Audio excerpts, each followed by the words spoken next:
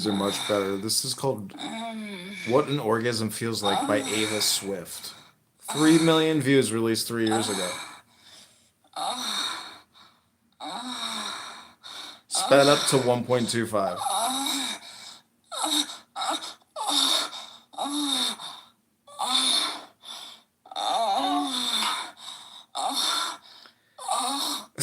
I'm gonna recreate some Valentine's Day rooms.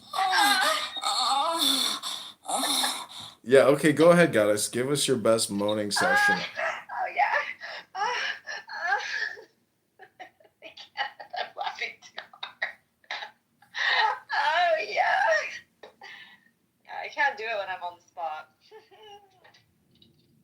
It's too funny. We have one person. Robert, come with us. Oh, yeah. Oh.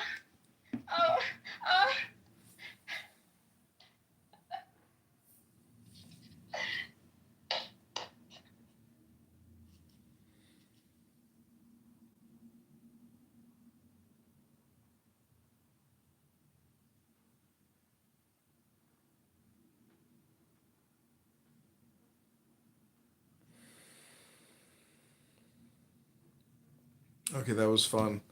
The goddess has left us. Let us return to the Tao. If you're happy and you know it, clap your hands.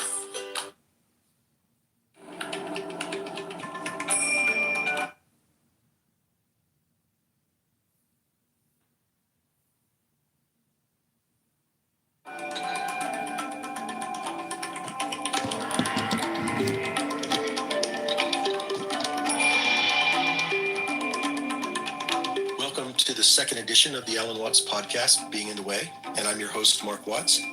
Today, we're going to hear part 3 of Taoist Way of Dropping Out from Karma. And also, we're going to hear a talk called The Wisdom of the Ridiculous, which comes from the Lao Tzu tradition expressed in the Tao Te Ching. Recently, I've had a few conversations with people that would like to know more about my father's background and are having a hard time reconciling his worldview with the other philosophies that they know about. So I thought I'd do a little bit of storytelling, talk a little bit about my father's early life today, and then in the next episode, we'll talk about when he was traveling a lot and making a lot of recordings and how that morphed into the Electronic University Project, the predecessor to the Alan Watts organization. So we'll start off with his early life in London, what he learned at the Buddhist Lodge, and his migration to America. When I was a small boy, I used to haunt that section of London around the British Museum. And one day I came across a shop which had a notice over the window which said philosophical instruments.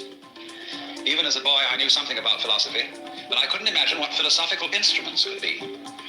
So I went up to the window, and there displayed were chronometers, slide rules, scales, and all kinds of what we would now call scientific instruments. Because science used to be called natural philosophy. Because, as Aristotle says, the beginning of philosophy is wonder. Philosophy is man's expression of curiosity about everything, his attempt to make sense of the world primarily through his intellect. That is to say, his faculty for thinking. And thinking, of course, is a word used in extremely many ways, and is a very vague word for most people. But I use the word thinking, now and hereafter, you must understand this, in a very precise way. By thinking, as distinct from feeling or emoting or sensing, I mean the manipulation of symbols, whether they be words, whether they be numbers, or whether they be other such signs as, say, triangles, squares, circles, astrological signs, or whatever. These are symbols. But all these things are symbols, and the manipulation of symbols to represent events going on in the real world is what I call thinking. I suppose most of you have heard of Zen. But before going on to explain any details about it, I want to make one thing absolutely clear. I am not a Zen Buddhist. I am not advocating Zen Buddhism. I'm not trying to convert anyone to it. I have nothing to sell. I'm an entertainer. That is to say, in the same sense that when you go to a concert and you listen to